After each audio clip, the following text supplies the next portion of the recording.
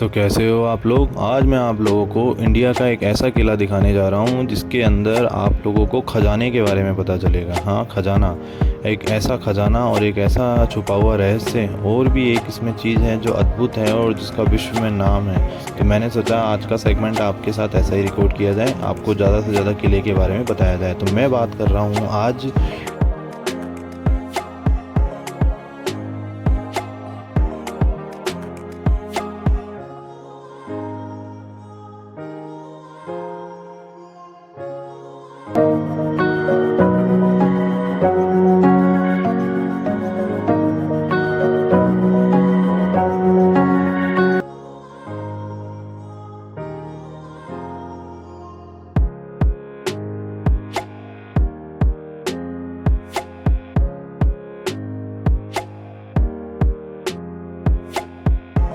India के पश्चिमी भाग के अंदर बने हुए जयपुर राजस्थान की राजधानी के अंदर स्थित जयगढ़ के किले का। जयगढ़ का किला जो इतिहास में अपने अद्भुत पन्नों और अपने अद्भुत हिस्ट्री के लिए जाना जाता है।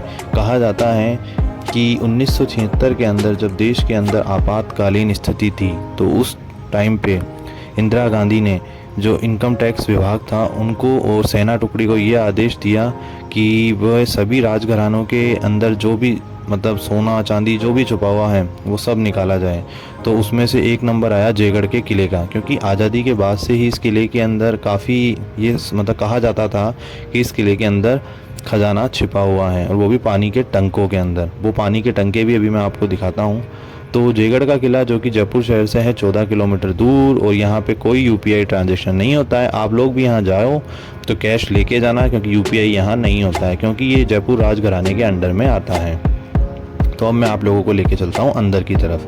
तो मैंने जैसे कि कहा कि जयगढ़ का किला जो अपनी ही चीज़ों और अपनी अद्भुत चीज़ों के लिए जाना जाता है, तो ये एक इंडिया का ऐसा किला है जिसके ऊपर प्रधानमंत्री की भी नज़र रही। प्रधानमंत्री की बोले तो अभी वाले प्रधानमंत्री नहीं, उस टाइम की प्रधानमंत्री थी इंदिरा गांधी। 1976 की ये बात है और आपातकालीन स्थिति थी। तो कहा जाता है कि जो मानसिंह थे, सवाई मानसिंह प्रथम, जो कि अकबर के दरबार के अंदर सेनापति थे, तो जब वो मानसिंह उस टाइम पे अफ़गानिस्तान के ऊपर उन्होंने जीत दर्ज की तो उनको जो सोना चांदी और जो भी मिलता है जीतने के बाद, उन्होंने यहाँ पे जयगढ़ के किले के अंदर पानी के टंकों में उसको सुरक्षित कर दिया। और वो पानी के टंके भी यहीं बीच में बने हुए हैं।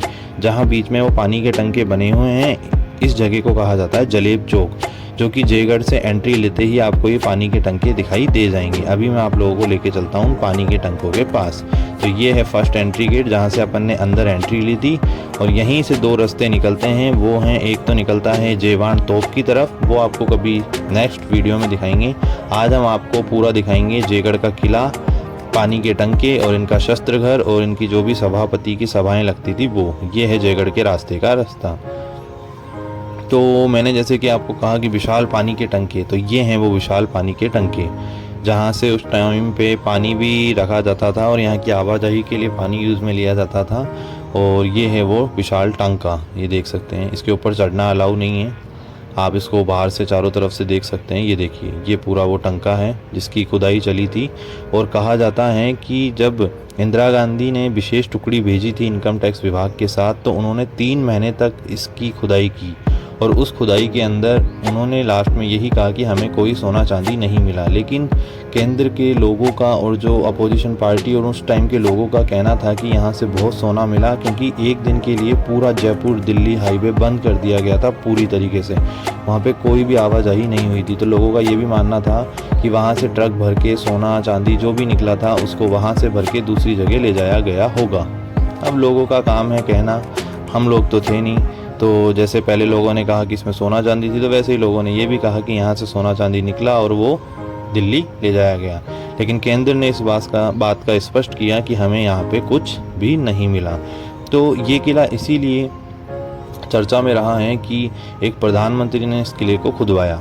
अगर कभी भी आप नेट पे भी सर्च करोगे तो आपको यही मतलब सर्च करने पे यही मिलेगा कि ऐसा कौन सा किला है जिसके ऊपर छापा पड़ा, जिसके खजाने को देखा गया, जिसके खजाने को मतलब निकाला गया, तो जयगढ़ का किला आता है। और ये जयगढ़ के किले के अंदर शस्त्र घर बना हुआ है। यहाँ पे आपको उस समय जो पहले का जब राजाओं का समय था जब जो भी तोपों का निर्माण हुआ करता था, जो भी उनके अस्त्र शस्त्र यहाँ पे इस संग्रहालय के अंदर रखे हुए हैं, वो भी जयगढ़ के किले के अंदर ही।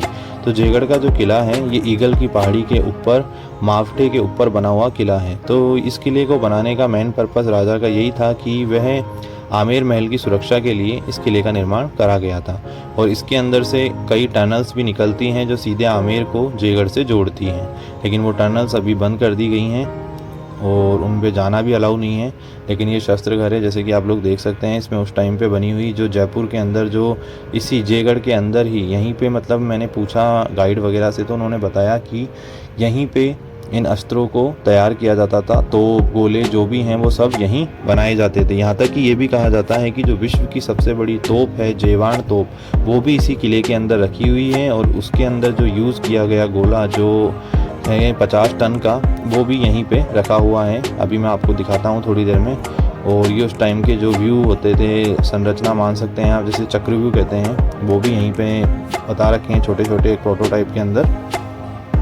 तो मेनली ये भी कहा जाता है कि जो खजाने वाली बात है वो कांग्रेस सरकार को, जो गायत्री देवी थी उस टाइम की रानी, जो महारानी आप कह सकते हो जयपुर राजघराने की, उनसे उनकी बनती नहीं थी, क्योंकि वो थे स्वतंत्रता पार्टी से 3 बार सांसद रही हुई हैं और उन्होंने जयपुर के अंदर कांग्रेस प्रत्याशी थे, उनको 3 बार हराया हुआ है। तो मतलब जो गायत्री देवी थे और उनके जो पति थे मानसिंह द्वितीय, उनकी कांग्रेस की पार्टी से ज़्यादा अच्छी बनती नहीं थी। तो लोगों का ये भी कहना है कि इसीलिए इंदिरा गांधी ने, मतलब अपने जो संबंध सही नहीं थे उसी के चलते उन्होंने इमरजेंसी 1976 में लगा हुआ था ही, उसी कारण उन्होंने ये छापा वगैरह पड़वाया महल के ऊपर। लेकिन आज तक किसी को ये नहीं पता है कि उस खजाने का क्या हुआ क्या नहीं हुआ।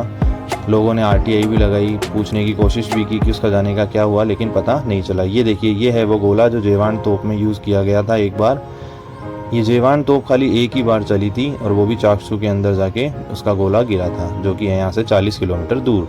तो अब मैं आप लोगों को लेके चलता हूँ बाहर की तरफ। ये लास्ट है, यहाँ से होते हुए अपन बाहर की तरफ एंट्री लेंगे और ये है यहाँ का एंट्री गेट। यहीं पास के अंदर ही एक मंदिर भी बना हुआ है, एक भैरू जी का मंदिर है और एक मंदिर राम भगवान का है। तो चलिए मैं आप लोगों को दिखाता हूँ। तो ये 2 परागण में मंदिर बने हुए हैं, ये देखिए, काल भैरव जी और श्री राम भगवान का। ये भगवान राम का मंदिर है और इसके आगे ही श्री भैरू जी महाराज का मंदिर है। मैं आपको लेके चलता हूँ। चलिए, इस महल के अंदर देखने के लिए तो काफ़ी चीज़ें हैं, लेकिन जो सबसे ज़्यादा मेन चीज़, जो मेन अट्रैक्शन लोगों का रहता है, वो रहता है जेवाण तोप और वो पानी के विशाल टंकी जहाँ से निकला था सोना। तो हम लोगों ने भी सोचा आज एक छोटा सा सेगमेंट आप लोगों के साथ बनाया जाए, जिसके अंदर आपको पूरा किला दिखाया जाए और खाली किले के बारे में ही बताया जाए। तो इस किले का निर्माण जो था वो करवाया था सवाई जयसिंह द्वितीय ने। और इस किले के अंदर ज़्यादातर जो सैनिक टुकड़ियाँ होती हैं वहीं रखी गई हैं। और इस किले में टाइम पे अलग अलग राजाओं ने राज किया है, तो अलग अलग राजा आते गए जाते गए।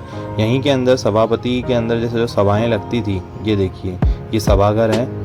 और उसके बाद मैं आप लोगों को लेके चलता हूँ बाहर की तरफ, क्योंकि महल के अंदर तो बस यही है, एक जेवाण तोप, एक टांका और एक दूसरी चीज़ जो जिसके अंदर अस्त्र गृह बनाया हुआ था, जिसके अंदर इनके अस्त्र वगैरह रखे हुए थे, वो मैंने आप लोगों को दिखाई दिया।